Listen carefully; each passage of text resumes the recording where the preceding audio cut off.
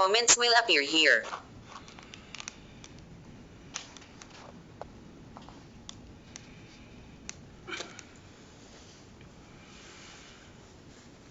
Hello there everybody, magandang gabi po ulit sa inyong lahat. Welcome po muli sa ating live broadcast na Sharpen Our Memory. Sa pagkakataon po ito ay hindi ko na po ganong haba ng aking intro. Dadako na po agad tayo sa pag-recite. Ang naka-schedule po sa akin ngayon ay ang unang Juan, ikalawang Juan at ikatlong Juan.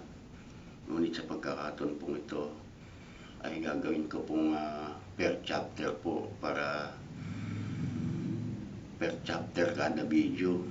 Kaya magkakaroon po tayo ng, pagkatapos po ng isang video ay magkakaroon po ng konting minutong break, at saka po isusunod yung susunod na video para allowable po sa YouTube. At least mga hanggang 15 minutes lang po kada video.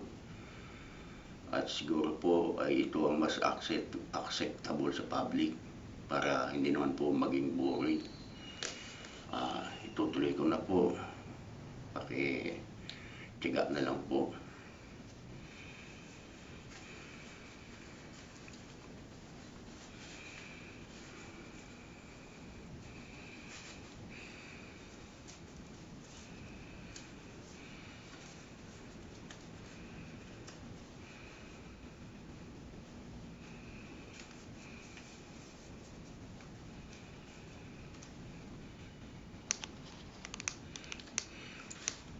Unang Juan, Kapitulo 1. Iyong buhat sa pasimula, iyong aming narinig, iyong nakita ng aming mga mata, iyong aming namasdan at nahipo ng aming mga kamay, tungkol sa salita ng buhay. At ang buhay ay nahayag at aming nakita at pinatotohanan, at sa inyo ay aming ibinabalita ang buhay na walang hanggan, na kasama ng Ama, at sa atin ay nahayag.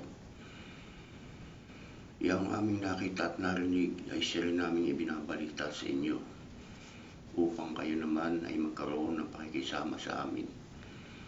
Oo, at tayo ay may pakikisama sa Ama at sa kanyang anak na si Jesucristo.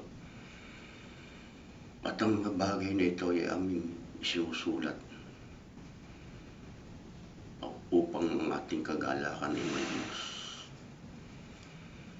At ito ang pasabing aming narinig sa Kanya, at sa inyo ay aming ibinabalita, na ang Diyos ay ilaw, at sa Kanya ay walang anumang kadiliman.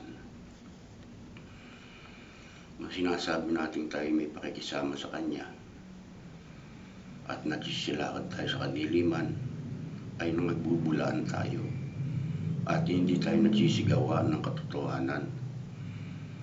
Ngunit kung tayo nagsisilakad sa liwanag na gaya niyang nasa liwanag, ay may pakikisama tayo sa isa't isa, at tayo nililinis ng dugo ni Jesus na kanyang anak sa lahat ng kasalanan. Kung sinasabi natin tayo walang kasalanan, ay ating dinadaya ang ating sarili, at ang katotohanan ay wala sa atin. Kung ipinahayag natin ang ating mga kasalanan, ay tapat at banal siya na tayo patatawarin sa ating mga kasalanan, at tayo lilinisin sa lahat ng kalikuan. Kung sinasabi natin tayo hindi nang nagkasala,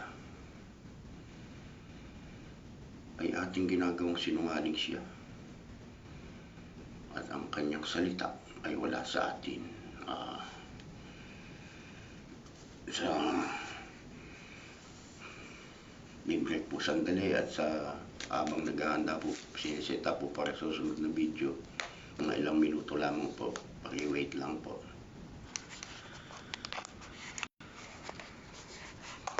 Slow connection.